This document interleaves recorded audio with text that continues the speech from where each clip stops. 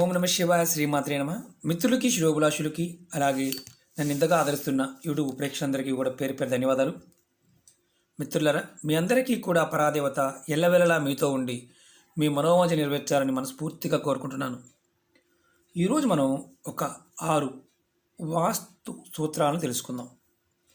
ఇవి తప్పకుండా మనం పాటించినట్లయితే వాస్తు దోషాలు తగ్గుతాయి, మన ఇల్లు మనకి కలిసి వస్తుంది, ధనాకర్షణ కలుగుతుంది, ధనలాభం కలుగుతుంది. చాలామంది మిత్రులు, అక్క చెల్లెళ్ళు మెయిల్స్లోను కామెంట్స్లోను మాకు ఇల్లు కలిసి రావడం లేదు, ఎందుకో తెలియటం లేదు, మేము డబ్బులు ఖర్చు పెట్టలేము, కానీ మాకు ఏదో ఒక చిన్న మార్గాలు చెప్పండి అని చాలామంది అడగడం జరిగింది. వారందరి కోసం మీరు మీ ఇంటిలో ఇలాంటి స్థితి ఉందో లేదో తెలుసుకోండి, లేకపోతే మార్చుకోవడానికి ప్రయత్నం చేయండి. ఈ చిన్న చిన్న విషయాలు ఒక 6 మాత్రం చెప్తాను మీకు నేను. ప్రతివారు అంటే మనం ఇంట్లో ఉంటున్నాము, అద్దిల్లు కావచ్చు, సొంత ఇల్లు కావచ్చు, పాత ఇల్లు అయినా కావచ్చు, వాటిల్లో కొన్ని రోజులకి దోషాలు అంటే వాస్తు దోషాలు రావడానికి కారణం మనమే అవుతాం. కొన్ని మనం చేసే పనుల వల్ల, దానివల్ల జరిగే ఇబ్బందుల వల్ల ఏమవుతుందంటే వాస్తు దోషాలు వస్తాయి, ధనాకర్షణ తగ్గిపోతుంది, అలాగే అక్కడ ఉన్నవారికి ధన సంపాదన కూడా తగ్గిపోతుంది. ఇప్పుడు ఈ చిన్న చిన్న మార్పులు చేసుకోవడం వల్ల మీకు ధనలాభం కలగడానికి అవకాశాలు మెరుగవుతాయి. అలాగే మీరు ధనాభివృద్ధి కూడా, మీ కుటుంబ ధనాభివృద్ధిలో కూడా వస్తుంది. మీరు బాగా గుర్తుంచుకోండి, ఏ ఇంటికైనా సరే, అది చిన్న ఇల్లు కావచ్చు, పెద్ద ఇల్లు కావచ్చు, దానికి ఒక మెయిన్ గేట్ ఉంటుంది. ఇది కాంపౌండ్ అనుకోండి, ఇది ఇల్లు అనుకోండి, అపార్ట్మెంట్ అయినా సరే, చెత్తను చూడండి, ఇది ఇల్లు అనుకోండి, మనం ఎక్కడ ఒక మెయిన్ గేట్ పెట్టామనుకోండి, ఈ మెయిన్ గేట్ కానీ లేదంటే ఇంటి మెయిన్ దర్వాజా కానీ, అపార్ట్మెంట్ అనుకోండి, గేటుతో పని లేదు, దర్వాజాతో పని.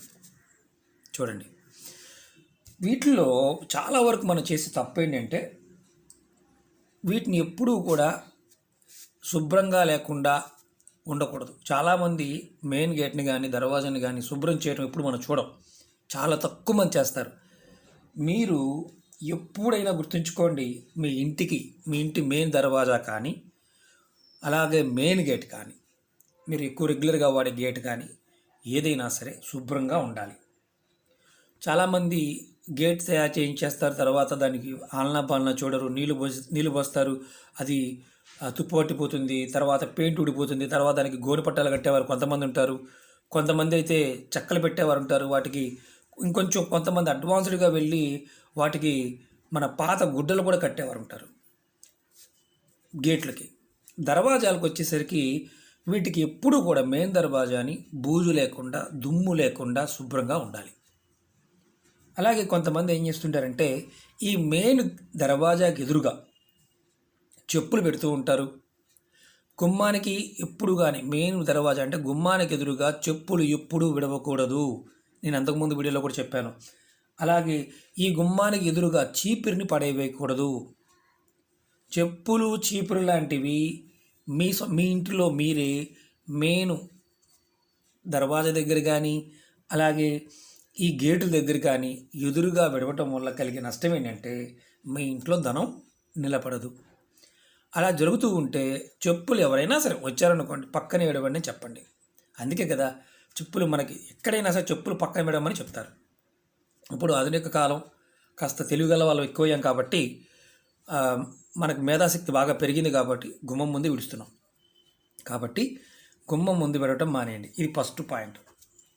అలాగే చిన్న చిన్న మనకి ఏంటంటే ఈ గేటు దగ్గర మనం లైట్లు పెడుతూ ఉంటాం, ఇలాంటివి బెడ్ ల్యాంపులు అంటాం కదా, ఇవి రాత్రిపూట కంపల్సరీగా వెలుగుతూ ఉండాలి. మన తలుపు దగ్గర అయినా సరే, మెయిన్ దర్వాజా పైన అయినా సరే, పైన మన అంతకుముందు పాత రోజుల్లో వాస్తు సిద్ధాంతి కంపల్సరీ చెప్పేవాడు, ఈ లైట్ వేసి ఎప్పుడు కూడా ఈ లైటు రాత్రిపూట వెలుగుతూనే ఉండాలని. బయట ఒక లైట్ ఉండేది. మనం ఏమనుకునేవారం, కరెంటు సేవింగ్ అంటే 0 వాట్ బల్బు కూడా కరెంట్ సేవింగ్ పాయింట్ అని ఆలోచిస్తాం. ఇది ఎప్పుడు వెలుగుతూ ఉండాలి. అది తెల్లటిదైనా పర్వాలేదు, ఇబ్బంది లేదు. అంటే తెలుపు కలర్ వెలిగే లైట్ అయినా పర్వాలేదు. ఈ మన మామూలుగా 0 వాట్ లైట్ ఒకటి దర్వాజా పైన కంపల్సరిగా ఒకటి ఈవినింగ్ టైంలో అంటే తెల్లారే వరకు కూడా వెలుగుతూ ఉండాలి. వెలగటం వల్ల మీకు ధనం అనేది రావడానికి అవకాశాలు ఉంటాయి. మనం అన్ని లైట్లు తీసేసి ఉండకూడదు. ఎప్పుడు కూడా ఏదో ఒక లైటు వెలుగుతూ ఉండాలి. అది దర్వాజా పైన కావచ్చు, లేదా మెయిన్ గేట్ దగ్గర అయినా అటుపక్క ఇటుపక్క ఏదైనా లైట్ కంపల్సరీగా వెలుగుతూ ఉండాలి. ఇది గుర్తుంచుకోండి. అలాగే మెయిన్ గేట్కి కానీ లేదా దర్వాజాకు కానీ స్వస్తిక్ గుర్తు అనేది ఉండాలి.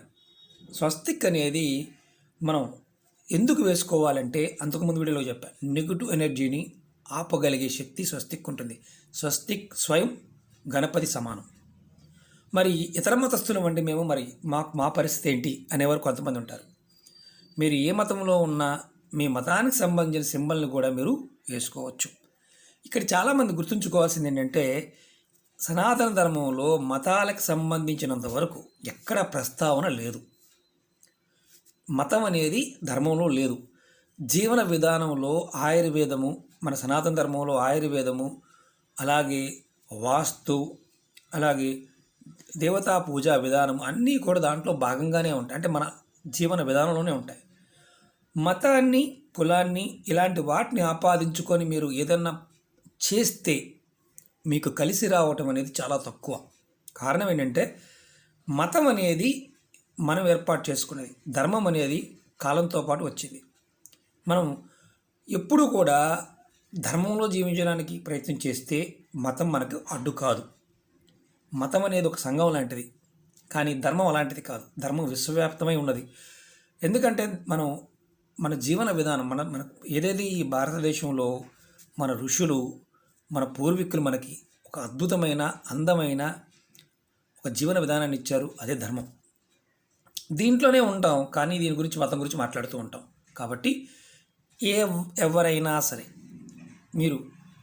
మీరు నమ్మిన విధానంలో ఉన్న సింబల్ ఏదైనా సరే మీరు మీ మెయిన్ దర్వాజాకి కానీ మీ మెయిన్ గడ్డి కానీ పెట్టుకోవచ్చు. ఎలాంటి ఇబ్బంది లేదు. అలాగే మీరు స్వస్తిక్ గుర్తు కొనుక్కొని పెట్టుకోలేము అనుకునేవారు కుంకుమతో కానీ లేదా పసుపుతో కానీ మీరు గుర్తు డోర్ మీద కావచ్చు, దర్వాజా మీద కావచ్చు, లేకపోతే మెయిన్ గేట్ మీద కూడా వేసుకోవచ్చు. అది మీరు ఏ రోజు వేయాలి, ఎప్పుడు వేయాలి అనేది మీ ఇష్టం. మీరు శుభ్రం చేసిన తర్వాత ఏ రోజునైనా వేసుకోవచ్చు. మంచి పనికి ముహూర్తంతో కూడా పని లేదని పెద్దలు చెప్తూ ఉంటారు. అలాగే కొన్ని చిన్న చిన్న విషయాల్లో మీరు జాగ్రత్త వహించినప్పుడు ధనం అనేది వస్తుంది. ఎందుకంటే శుభ్రత చాలా ఇంపార్టెన్స్ అనేది మన పెద్దలు చెప్పిన ప్రథమ వాక్యం. అంటే ఇంటి దర్వాజా మనకు సామెత ఉండేది. ఒకప్పుడు పెద్దలు అంటూ ఉండేవారు, ఇల్లాలని చూడాలంటే ఇంటిని చూస్తే చాలు, ఇల్లాలని చూడాల్సిన అవసరం లేదు అనే ఒక సామెత ఉండేది. ఎందుకంటే ఇల్లు శుభ్రంగా ఉందనుకోండి, ఆ ఇల్లాలు వ్యక్తిత్వం కూడా ఎంత గొప్పదో ఆ ఇల్లే చెప్తుందని పెద్దల వాక్యం. అంతేగాని వేరే ఉద్దేశం అనుకోమాకండి. మనం పెద్దలు చెప్పిన మాట చెప్తున్నాను. అలాగే మీరు ఏ మతంలో ఉన్నా సరే మీ ఇష్టమైన, అంటే మీకు ఆ మతంలో ఉన్న సింబల్ని పెట్టుకోవచ్చు, ఇబ్బంది లేదు. స్వస్తిక్ అనేది మన పెద్దలు చెప్పిన ప్రకారం అదొక అద్భుతమైన శక్తి కలిగిన సింబల్. అలాగే మీరు ఇంకోటి గుర్తుంచుకోండి, ఈశాన్యంలో కానీ, అంటే మనం ఎప్పుడైనా సరే పూజా మందిరం, ఇది ఇల్లు అనుకోండి, ఇది తూర్పు, ఈస్ట్, ఇది వెస్ట్, అలాగే ఇది నార్త్ అనుకోండి, ఇది సౌత్ అనుకోండి.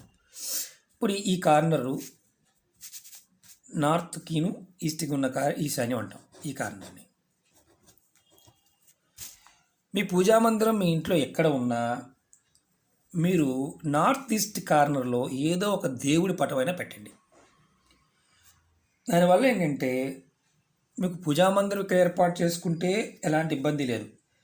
పూజా మందిరం కుదరకపోతే మీరు ఎలాంటి ముఖద్వారం ఉన్న ఇంట్లో ఉన్నా సరే ఈ నార్త్ ఈస్ట్ కార్నర్లో ఏదైనా ఒక దేవుడి పటానైనా పెట్టి సాంబ్రాణి బొల్లన్నా చూపిస్తూ ఉండండి.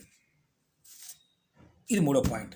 4వ పాయింట్ ఏంటంటే, ఎందుకు మళ్ళీ కూడా డౌట్ వస్తుంది, ఇలా చేయడం వల్ల మనకు వచ్చే లాభం ఏంటంటే మీ మనసు ప్రశాంతత ఏర్పడుతుంది, అనారోగ్య సమస్యలు తగ్గుతాయి.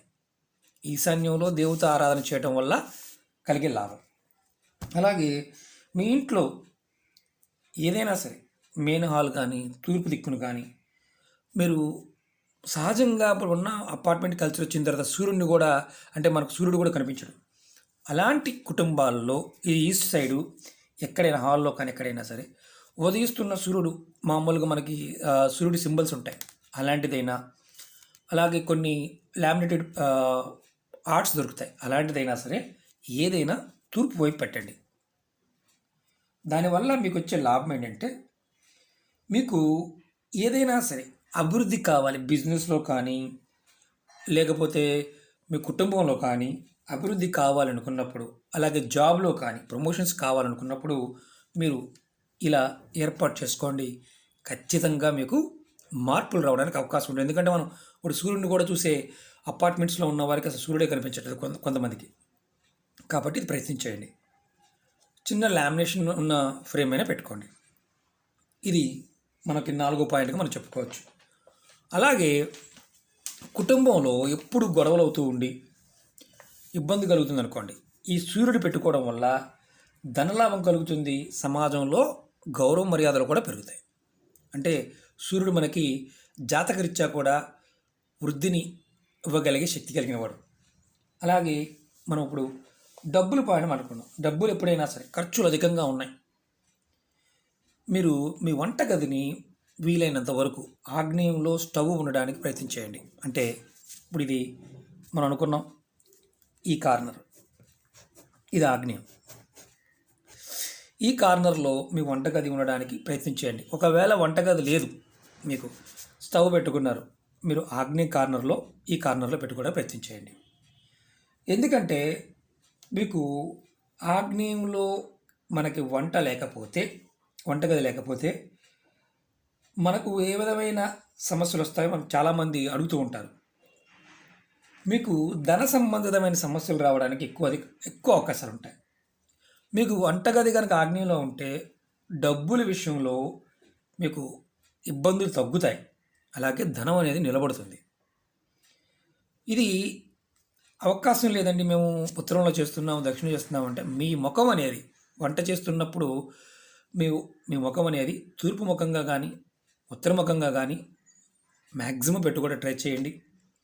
పడమర ముఖంగా లేక అధమంలో పడమర, ఇక దక్షిణం అయితే పెట్టకూడదు శాస్త్రం చెప్తుంది. మీకు అవకాశాన్ని బట్టి ఇక్కడ మీరు ఎప్పుడూ కూడా ఇలాంటి ఎర్రటి కలర్ ఆగ్నేయ మూల గదిలో 0 వాట్ బల్బు ఎర్రటిది ఎప్పుడు వెలుగుతూ ఉండే విధంగా చూసుకోండి. ఏదైనా దోషం ఉన్నా తగ్గడానికి అవకాశం ఉంటుంది. ధన సంబంధితమైన సమస్యల నుంచి బయటపడతారు. అలాగే మనం 6వ పాయింట్ చెప్పుకుందాం. భార్యాభర్తల మధ్య ఎక్కువ గొడవలు ఉన్నాయి. ఆ గొడవలు తగ్గాలి అన్నప్పుడు మీరు మీ భర్త కానీ మీ భార్య కానీ మీ మాట వినాలనుకున్నప్పుడు మీరు పడుకునే మంచం ఎక్కడైతే ఉంటుందో ఆ మంచం సౌత్ వెస్ట్ అంటే ఈ ఏరియాలో ఉండాలి, నైరుతి ఏరియాలో ఉండాలి. అలాగే మీ తల దక్షిణ వైపు ఉండాలి. మీరు పడుకున్నారనుకోండి, ఇది దక్షిణం, మీ తల దక్షిణ వైపు ఉండాలి.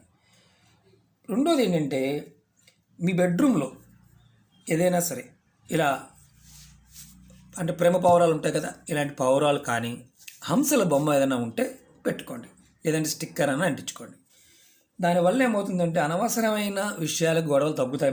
అంటే కొంతమంది బెడ్ మీదకి వెళ్ళిన తర్వాత మొదలవుతుంది పంచాయతీని చాలామంది చెప్తున్నారు. ఈ చిన్న ప్రయత్నం చేయండి. ఏదో ఒకేసారి బ్రహ్మాండం బద్దలైపోయి మార్పులు వచ్చేస్తాయని చెప్పడం లేదు నేను. మీకు మార్పులు అనేవి ఖచ్చితంగా కనిపిస్తాయి. అలాగే దీనివల్ల మీకు గొడవలు తగ్గి భార్యాభర్తల మధ్య అన్యోన్యత పెరుగుతుంది. చాలా వరకు ఏంటంటే బెడ్రూమ్లో మీ మంచాలను ఒకసారి చెక్ చేసుకోండి. మంచాలకి భర్తలైనా భార్యలైనా ఎవరైనా సరే మీరు పడుకునే మంచానికి దుమ్ము లేకుండా శుభ్రంగా ఉండే విధంగా చూసుకోండి. అలాగే పడుకున్న తర్వాత మనం పరుపుల మధ్యలో కానీ అట్లో కానీ ఇట్లో కానీ తల వెంట్రుకలు రాలినవి కానీ ఇలాంటివి ఉన్నా మీకు నకారాత్మక శక్తి మిమ్మల్ని వెంటాడుతుంది. భార్యాభర్తల మధ్య అన్యోన్యత దెబ్బతింటుంది. మంచాలకి కొంతమంది మంచాలు చూస్తే భయపడాల్సి వస్తుంది. ఎందుకంటే కొంతమంది ఇళ్ళకి చెక్ చేయడానికి వెళ్తూ ఉంటాం, బూజు పట్టేసి దాంతోపాటు వెంట్రుకలు రకరకాలవన్నీ ఉంటాయి. అలా లేకుండా మంచాన్ని ఎప్పుడు శుభ్రంగా ఉంచుకోవడానికి ప్రయత్నం చేయండి. ఖచ్చితంగా మీకు అద్భుతమైన మార్పులు వస్తాయి. ఈ చిన్న చిన్న మార్పులు ప్రతి ఒక్కరూ కూడా ఏంటంటే ఈ సూత్రాలని 6 వాస్తు సూత్రాలను కనుక మీరు పాటించినట్లయితే వాస్తు దోషాలు తగ్గడానికి అవకాశాలు ఉంటాయి. అలాగే ధనాకర్షణ కలుగుతుంది, ధనలాభం కలుగుతుంది. ఇది ఎవరైనా చేయవచ్చా అంటే అందరూ చేయవచ్చు. మన నమ్మకాలు, మన విశ్వాసాలు ఏదైతే ఉన్నాయో అవి మన మీద మనకు నమ్మకం కలిగి ఉన్నప్పుడు మాత్రమే ఫలితాన్ని ఇస్తాయి. చాలామంది అంటూ ఉంటారు, భగవంతుడు ఎక్కడున్నాడండి, మేము ఎంతో కష్టపడుతున్నామండి, కలిసి రావడం లేదని ఎవరు అంటారు. కొంతమందికి ఏమీ చేయకుండా కూడా కలిసి వస్తూనే ఉంటుంది. నిత్యము ఇది కలికాలము. మీ కులదేవతని కానీ మీ ఇష్టదైవాన్ని కానీ ఎప్పుడూ ఖాళీ ఉన్నప్పుడల్లా తలుచుకుంటూ ఉండండి. మీరు ఈ కలికాలంలో భగవత్ నామస్మరణ ఎంత చేస్తారో అంత అద్భుతమైన ఫలితాలు కలుగుతాయి. ఇవన్నీ మన పెద్దలు చెప్పిన వాటికి అనుగుణంగా మార్పులు చేసుకున్నప్పుడు అద్భుతమైన ఫలితాలు రావడానికి అవకాశం ఉంటుంది. అంతేగాని ఏమీ చేయకుండా గురువుగారు మీరు చేసేయండి, లాభం మాకు వచ్చేయాలి అంటే రోగం మీకు వస్తే మందులు నేను వేసుకోవడం వల్ల తగ్గదు. మీ ప్రయత్నం కూడా ఉండాలి. మన కర్మానుభవం ఏదైతే ఉందో అది మనం కొంత అనుభవించాలి. ఇది తెలియకుండా మనం ఏది చేసినా ఫలితం అనేది రాదు. ఇది గుర్తుంచుకోండి. అలాగే ముందు రోజుల్లో మీకు ఇంకా చిన్న చిన్న వాస్తు సంబంధ విషయాలు మనం మోడిఫై చేసుకోగలిగే విషయాలని వివరిస్తాను. మీకు ఈ వీడియో నచ్చినట్టు లైక్ చేయండి, నా ఛానల్ సబ్స్క్రైబ్ చేసుకోండి, గంట సింబల్ యాక్టివేట్ చేసుకోండి, 10 మంది మిత్రులకి షేర్ చేయండి. ఓం నమః శివాయ, శ్రీమాత్రే నమః.